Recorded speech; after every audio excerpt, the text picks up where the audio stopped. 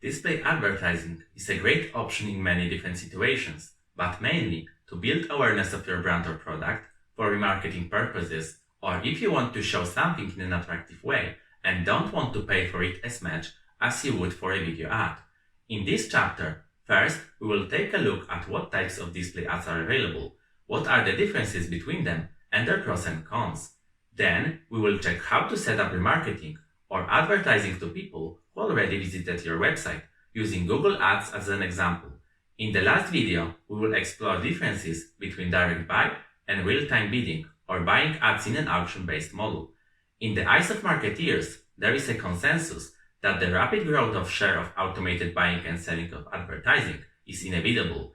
It is faster, cheaper to implement, requires less resources, is less prone to errors, and gives you better opportunities to reach your audience in comparison to manual deals. Due to the small number of companies who own search engines and their enormous reach, sales of search advertising is almost exclusively automated through the platforms like Google Ads or Microsoft Ads. Display and video are quickly following search. Technology is there, and most marketers too. I will help you to adapt to these changes, starting from the next video. According to Wikipedia, digital display advertising is graphic advertising on internet websites, apps, or social media through banners or other advertising formats made of text, images, video, and audio. And this definition is nice and clear, but before we explore how to use display advertising for the best benefits, we should first take a look at what types of display ads are available and when to use them. Number 1. Banner ads. Banner ads are the oldest form of display advertising out there. They take part of the screen and are usually placed on the fixed placements on the website. The most popular sizes of those banners for desktop are 728 by 90 pixels, also called leaderboard, 970 by 250 pixels, also called billboard, 300 by 250 pixels, also called medium rectangle, and for mobile both 300 by 50 pixels and 320 by 50 pixels. You can check all of the standard sizes on the website of AIB, or Interactive Advertising Bureau, who prepares such recommendations for multiple industries. There are also variations of banners that expand after click or mouse over, called expandable banners, which allow you to show more. There are also overlay ads that appear mainly on top of the videos. You can see some examples of different banners on screen. There are some pros of banners. They are very cheap and fast to produce, and also they are very cheap to advertise. At the same time, they are not attractive to the user, and their click rate is lower every year. There is even the phenomenon called banner blindness. Number 2. Interstitial ads. Interstitials are ads that take full screen of a browser window or a mobile device screen. Their biggest advantage is that it's hard to miss them, as they get 100% of a screen. As for the cons, even though they are on the whole screen, people are closing them right away, not paying attention to the ad itself. Also, people may easily get frustrated with interstitial ads. Some companies are using interstitial with rewards, so the user gets some kind of a bonus for clicking or interacting with an ad, like bonus points in a game, or a discount to use in a shop. You can see some examples of interstitials on the screen. Number 3. Rich media ads. Rich media ads are creative that use a lot of interactive elements. It can be a quiz, simple playable game, animation, and many other elements. Rich media ads vary in sizes. The most important benefit of using them is that they can better engage users and help your brand or product to be remembered. As for disadvantages, they are expensive to produce and may not bring you expected return on investment. You can see some examples on the screen.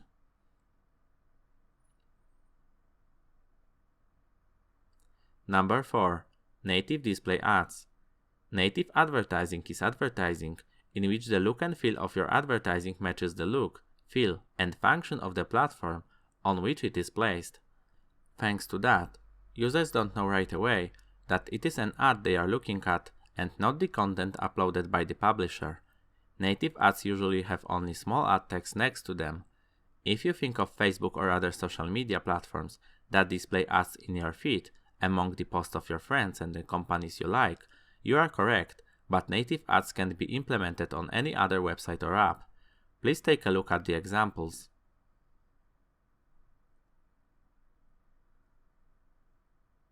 The biggest advantage of those kinds of ads is the attention of the users, who can't easily ignore them. But this form of advertising is not cheap, and when users spot the ad text or sponsored text next to them, you can lose all the attention and credibility unless your ad is really valuable. Number 5. New media experiences. Display advertising is adapting to changes and implementing innovations. They are often called new media experiences. These are display ads that use 360 photos or videos with which you can interact, or sometimes even augmented reality or virtual reality experiences. By many users, they are not perceived as ads or unwanted interruption, but as content you may engage with and that you can even share with your friends. On the flip side of that, they are probably the most expensive and the hardest to produce out of all display ads, so use them only for your key products or campaigns, and some nice examples of new media experiences are on screen. Okay, now you know what types of display ads you can use in your campaigns, and what are their strong and weak points. In the next video, we will have a closer look at remarketing and standard display campaigns implementations. See you there! Remarketing allows you to display ads to people who previously visited your website or interacted with your business. It is one of the most effective tactics to generate more revenue, as you try to reach people who already know your business and were often really close to finalizing the transaction.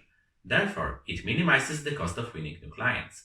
You can set up remarketing on different platforms such as Google Ads, Facebook Ads, and LinkedIn Ads, but the process looks very similar on any of them, so we will use Google Ads platform as an example. Click on Tools and Settings, Shared Library, Audience Manager. You should see a couple of automatically created remarketing lists. For example, all website visitors, people similar to your website visitors, and if you set up the conversion tag, a list of all converters.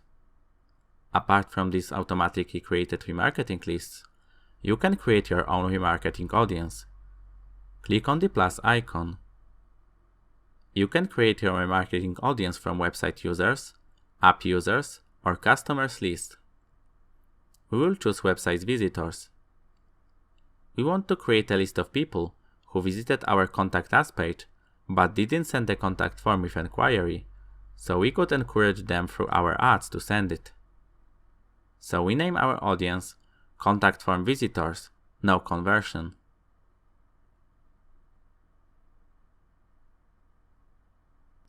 From List Members dropdown, we want to choose visitors of a page who did not visit another page. In the visited page, we enter the URL of our contact form. In the unvisited page, we enter the URL of our thank you page, which is displayed after contact form is sent. As your list is empty, you can pre-fill it with people who match these conditions in the last 30 days, which is a good idea. You can define how long people should stay on your list. It really depends on your business. If you are selling cars, it can be a very long period because people don't make decisions about car purchase fast. But if you organize a particular event and this event is over, maybe you don't want to keep people in the audience. We will leave the default 30 days. You can also add a description. We don't need that, as our audience title is self-explanatory.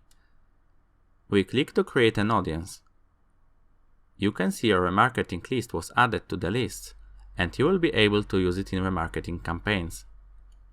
How to create a display remarketing campaign? Go to the dashboard and click on the New Campaign button. Choose a website traffic goal. Click Display Type of Campaign. You can choose a standard display campaign, a smart display campaign, which can be used to show particular products or services to the people who have seen them on your website, or display campaign in Gmail. We will use standard and click continue. I won't cover all of the options, as they are the same options covered in the search engine advertising. What's different for remarketing is the audience tab. Here we want to click on the browse tab and choose remarketing and similar audiences. Now under website visitors, you can choose automatically created all visitors audience or the audience we created, so people who visited contact form but didn't send an inquiry. We will choose all website visitors for now, as the group we created is too small. Our ads will be shown only to people who visited our website in the last 30 days. Then in comparison to search ads, we have also slightly different ad creation section for display ads, so I will show that. Here you can either upload your own ads that should be prepared according to Google Ads display specification, which you can find by typing into Google search Google Ads display specification and clicking on the link. So you can see formats like 300 by 250 pixels, 728 by 90 pixels, and so on. Or you can create a responsive ad, which will adjust to different placements. We will create responsive ad. As the final URL, we will use our contact form page. Then we should upload one landscape and one square image. You can also upload your logo. Let's choose them from our desktop.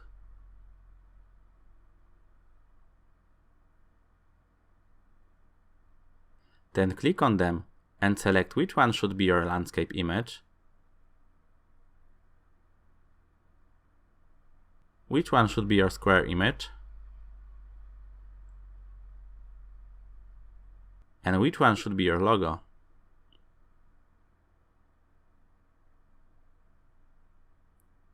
You can crop if needed. Once all are chosen, click Save. You can also add videos if you want to. Then there is the familiar part with headlines and descriptions. You should create as many of them, so Google tests them. In this case, they should encourage people to come back to your site. As a headline, we will use "We miss you, send us an inquiry." As a long headline, we will use "Get a tailor-made, professional, and responsive website design offer." As description, we will use "Website design that your business deserves, trusted by more than 500 companies." And the business name, which is the name of your company.